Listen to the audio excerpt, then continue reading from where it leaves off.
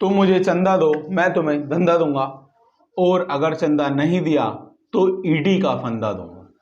कुछ इस तरह की चर्चा आजकल हमारी राजनीतिक पार्टियों में बहुत ज्यादा गर्म है। हम लोग इलेक्टोरल बॉन्ड के बारे में जान रहे हैं। जो लोग इसके बारे में बिल्कुल नहीं जानते थे उन्हें भी इस चीज के बारे में पता चल रहा है, और लोग सोचने पे मजबूर हैं कि इलेक्टोरल बॉन्ड क्या है, क्या सरकार ने रिश्वत लेने का एक नया तरीका खोल दिया है, और क्या कुछ चीजें हैं, क्यों सुप्रीम कोर्ट ने इसके ऊपर एक्शन लिया है, क्या कुछ चीजें हैं। हम एक एक चीज को परत बाय परत में आपके आगे खोलूंगा और चीजों को हम लोग समझ रहे होंगे। अगर आपको इसके बारे में कुछ नहीं पता तो भी आप लोग इस वीडियो को देख सकते हैं, और कुछ पता है तो भी आप लोग इस वीडियो को देख सकते हैं। जिन्हें पता है उन्हें कुछ नई चीज जानने को मिलेंगी, और जिन्हें बिल्कुल नहीं पता उन्हें स्क्रैच से लेकर टॉप तक की इंफॉर्मेशन इस वीडियो में हम देने की कोशिश कर रहे होंगे। तो बिना किसी देरी करे वीडियो को शुरू करते हैं। सबसे पहले मैं आपको बताता हूँ इलेक्टोरल बॉन्ड के बारे में, कब इसे इंट्रोड्यूस करा गया, क्या कुछ था। कुछ जब से सुप्रीम कोर्ट ने इस पर रोक लगाई है, कुछ राजनीतिक पार्टियां जो अपनी छाती पीट रही हैं कि भाई सरकार हड़प रही है, पैसे खा रही है, ये है वो है, ये है वो है। जब 2017 में बीजेपी ने इसे इंट्रोड्यूस करा कि हम ऐसा कुछ करने जा रहे हैं, इलेक्टोरल बॉन्ड नाम की किसी चीज को हम लोग इंट्रोड्यूस करने जा रहे हैं, तो ये सारी सरकारों ने इन्हें पूर्ण तरीके से समर्थन दिया, और उसके बाद ये चीज पब्लिश हुई और ये बॉन्ड लागू हुआ कि ऐसे अब पैसा लिया जा सकेगा। 2017 में इसकी पॉलिसी लाई गई थी, लेकिन ये लागू कराया गया था 2018 के अंदर 29 मार्च से इसे लागू कराया गया था। इसके बाद ये चीज एक्टिव हुई। अब ये चीज है क्या, इलेक्टोरल बॉन्ड है क्या, इसके बारे में थोड़ा ध्यान से समझते हैं। इलेक्टोरल बॉन्ड कुछ नहीं है, पर एक ऐसी तरीका है सरकार को डोनेशन देने का जिससे आपका नाम नहीं पता चलेगा। आप कौन लोग डोनेशन दे सकते हैं, कौन नहीं दे सकते, क्या कुछ चीजें हैं, उससे समझते हैं। जब भी कहीं चुनाव होते हैं तो हर राजनीतिक पार्टी को एक अमाउंट चाहिए होता है, एक पैसा चाहिए होता है अपना चुनाव में प्रचार करने के लिए। जो रैलियां निकाली जाती हैं, कुछ वहां पे खरीदे हुए लोग भी आया करते हैं, तो जिस भी तरीके से उनका पैसा लगता है वो लोग लगाते हैं, उसके लिए चाहिए होता है उन्हें पैसा। अब इस पैसे को लेने का एक तरीका बना दिया, एक सिस्टमेटिक तरीका बनाया सरकार ने, जिसका नाम दे दिया इलेक्टोरल बॉन्ड। इसमें आप लोग किस तरीके से पैसा दे सकते थे, तो जैसे हमारे हिंदू धर्म में एक गुप्त दान नाम की चीज होती थी, यहां भी कुछ ऐसा ही गुप्त दान चल रहा था कि आप आए, आपको जो सरकार पार्टी पसंद है आप उसे डोनेशन दें, आपका नाम आगे नहीं आएगा, आपका कुछ भी आगे नहीं आएगा, बस आप डोनेशन दें और निकल लें। कौन लोग डोनेशन दे सकते थे, तो छोटी से लेकर बड़ी कंपनी जो भी एग्जिस्ट करती हैं वो सब इसमें डोनेशन दे सकती थी। तो आपकी अगर केवाईसी है, नोन योर कस्टमर नाम की चीज आपकी एग्जिस्ट करती है बैंक में, तो आप लोग जाके अपनी पसंदीदा पार्टी को डोनेशन दे सकते थे, आपका नाम ऊपर नहीं आएगा। पर हां, अब इसके बाद चुनाव आयोग ने इसके अंदर काफी सारी खामियां पाई, और 2018 में इस बॉन्ड के निकलते ही 2019 के अंदर चुनाव आयोग ने सुप्रीम कोर्ट में एक याचिका दायर करी, जिसके अंदर इन्होंने कई सारे फ्लॉज जो थे इसके उन्हें उजागर करा, जिसमें से उन्होंने काफी सारी चीजों को बताया, जैसे कि इसके पीछे देने वाले का नाम क्योंकि सामने नहीं आ रहा है, तो ऐसे इलेक्टोरल बॉन्ड काफी सारी शेल कंपनियों को चालू कर देंगे। शेल कंपनियां कैसी कंपनियां होती हैं, वो ऐसी कंपनियां होती हैं जिनका यूज करा जाता है टैक्स बचाने के लिए। वो कंपनी एग्जिस्ट नहीं करती, बस उसका नाम का रजिस्ट्रेशन करा लिया जाता है, और उससे अपने ब्लैक को व्हाइट करने की पूरी कोशिश जोर तोड़ तरीके से करी जाती है।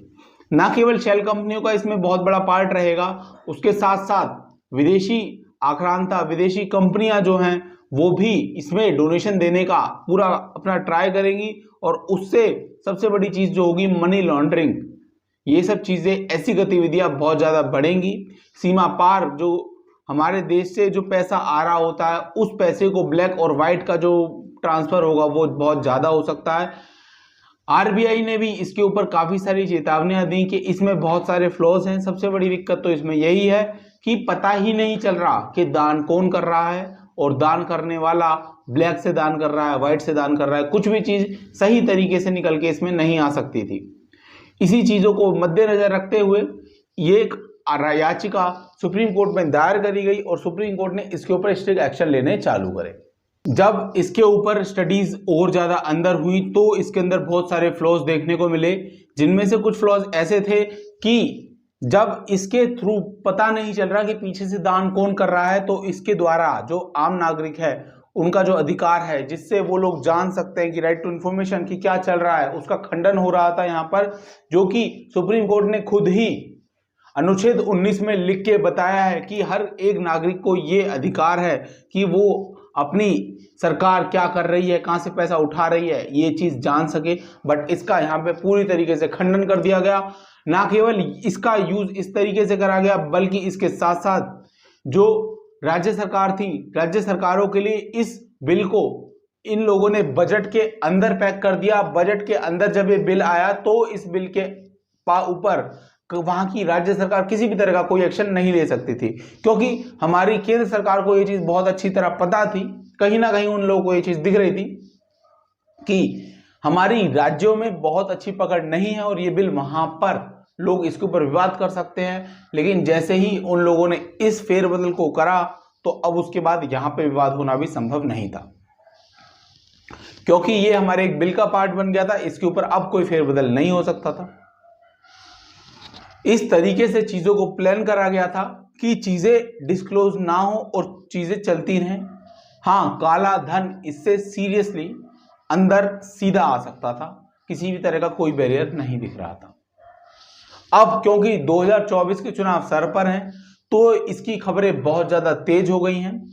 ना केवल इससे सरकार को प्रॉफिट होता बल्कि उसके साथ साथ इसके फ्लॉज को इस तरीके से डिजाइन करा गया था जिससे कि जो कंपनियां इनमें इन्वेस्ट कर रही हैं, जो बाहर की कंपनियां हैं, जो कि अपने पैसे से हमारे यहाँ के चुनावों को मैनिपुलेट कर सकती थी, इतना पावर वो लोग रख रही हैं। आप समझिए ना, कोई बाहर की कंपनी हमारे यहाँ अगर आके इन्वेस्ट कर रही है, किसी भी राज्य सरकार को डोनेशन दे रही है, डेट मीन्स वो हमारे यहाँ के चुनावों को मैनिपुलेट करने की ताकत रखती है। और अगर ऐसे कोई बाहर की कंपनी हमारे यहाँ के चुनावों को मैनिपुलेट करने की ताकत रखती है तो एक देश की जो सॉवरेनिटी है, अखंडता है, संप्रभुता है, वो कहाँ तक बची रह जाती है। ये चीज पूछनी चाहिए हमें सरकार से। मैंने आपको ये तो बता दिया कि ये है क्या और इससे इन्हें क्या फायदा मिल रहा था, बिजनेसमैन को क्या फायदा मिल रहा था। मैं आपको बताता हूं इसे लाने वाली मेन सरकार बीजेपी सरकार, उन्हें इससे क्या कुछ फायदा हो रहा था। और ना केवल बीजेपी की बात मैं इसमें कर रहा हूँ, मैं और राष्ट्रीय पार्टी कांग्रेस वगैरह की भी बात कर रहा हूँ, उन्हें कितना कितना फायदा हो रहा था इसके बारे में समझते हैं। तो मैं आपको बता दूं 5 वर्षों में 2016 से लेकर 2022 इलेक्टोरल बॉन्ड के द्वारा 9000 इलेक्टोरल बॉन्ड के द्वारा 7 राज्य दल और 7 राष्ट्रीय दल और 24 क्षेत्रीय दलों को टोटल जो अमाउंट ट्रांसफर करा गया है वो है 9,188 करोड़ रुपए, जो कि एक छोटा अमाउंट बिल्कुल भी नहीं है। इसमें से हमारी सबकी प्यारी बीजेपी का कितना है, तो बीजेपी का जो इसमें अमाउंट है वो है 5,272 रुपए, जो कि अगर आप कैलकुलेट करेंगे तो लगभग 58% अकेला बीजेपी के नाम पे डोनेट करा गया है और बाकी अलग पार्टियों के नाम पे डोनेट किया गया है। हाँ, इसमें हम लोग ये जरूर कह सकते हैं कि बीजेपी एक बहुत बड़ा चेहरा है, बहुत बड़ी पार्टी है। हर कोई जानता है कि बीजेपी पे पैसा लगाना जीत पे पैसे लगाने के बराबर है, क्योंकि बीजेपी के समकक्ष, बीजेपी के बराबर खड़े होने वाली कोई भी पार्टी अभी तो एग्जिस्ट नहीं करती। मेरा ये पर्सनल मानना है कि सिंगल पार्टी ऐसी कोई अभी है नहीं जो बीजेपी को टक्कर दे सके। हाँ, हमारा इंडिया करके एक जो पार्टियों का समूह बना है वो देखते हैं कहां तक चलता है, बाकी जो है वो यही